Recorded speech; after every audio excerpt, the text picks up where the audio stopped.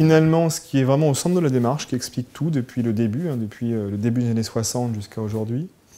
c'est une chose très simple, c'est réussir à coller à l'air du temps d'une façon extraordinaire et beaucoup mieux que tous ses concurrents.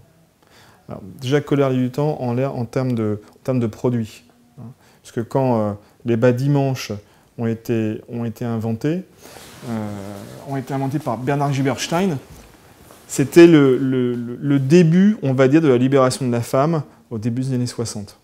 Donc déjà des bas en nylon, des collants après, qui collaient complètement à une nouvelle façon de vivre sa féminité, plus libre, plus affirmée aussi. Ça, c'est le premier point. Et en fait, ce point ne s'est jamais démenti. C'est-à-dire que quand on regarde la saga Dim, ce qui est intéressant, c'est que ça a commencé avec ça, puis ça a continué avec les collants de toutes les couleurs des années 70, parce que c'était encore plus la libération de la femme d'une façon encore plus gaie et colorée. Et puis après, ça a été les collants Diams, par exemple, quand les femmes ont voulu réaffirmer un peu leur féminité de façon plus conquérante. Et puis les soutiens-gorge aussi, une certaine façon de mettre en avant sa poitrine qui était différente de ce qu'il y avait avant, qui correspondait aussi à une façon d'être une femme qui était à la fois affirmée et plus douce, dans les années 80, avec les grands films avec Rosemary McGrotta. Enfin bref, on voit que tout au long de son histoire, vraiment ce qui est au centre de la démarche, c'est de coller à l'air du temps et puis à l'évolution des femmes telles qu'elles sont dans la vie, telles qu'elles le décident aussi. C'est quand même la marque de Dim. En fait, on se rend compte que les campagnes peuvent avoir vieilli et en même temps elles gardent une extraordinaire fraîcheur parce qu'elles sont toujours très Dim dans leur insolence, dans leur impertinence et dans leur façon finalement d'affirmer la place de la femme qui change dans la société de façon très très libre. Donc c'est ça qui est intéressant en fait là-dedans. Ça peut avoir vieilli, mais ce qui ne vieillit jamais, c'est cette actualité de la marque dont on sent bien qu'elle colle complètement à ce qu'étaient les femmes à l'instant T où les campagnes ont été shootées, où les concepts ont été trouvés, où les créatifs ont travaillé en fait. Cette réussite est remarquable pour une raison essentielle, c'est, je dirais, la longévité de cette histoire. C'est une saga extraordinaire, une saga qui n'a jamais vraiment dévié de sa trajectoire, que ce soit en termes de produits, en termes de communication. Bien sûr, après, comme on est dans le monde réel, il y a des hauts, il y a des bas, tout n'est pas toujours facile, il peut y avoir aussi des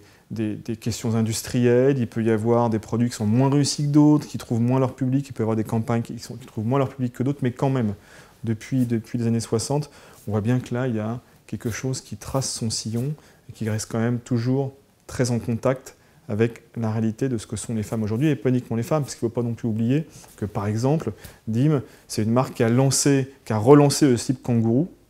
pour les hommes, avec un très vieux produit dont Dim a eu le génie de se rendre compte qu'il allait revenir au goût du jour,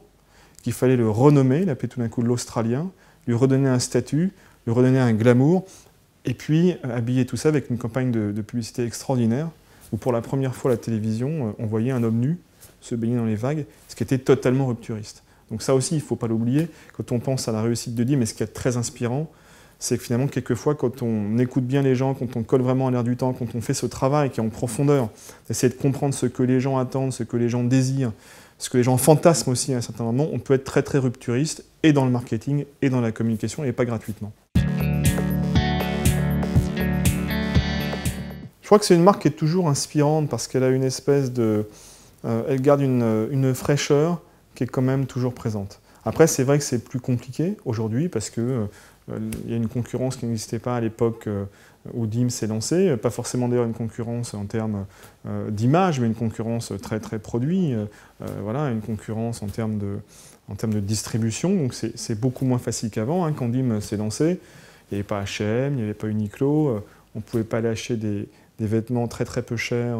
fabriqués en Chine, dans les enseignes qui pourtant ont une image fashion, donc ça c'est complètement différent. Pourtant Dim garde quand même quelque chose de très fort, et je crois que ce qui reste inspirant pour les professionnels, notamment alors, dans un pays comme la France, c'est que c'est une marque qui a su garder, malgré tous ces changements,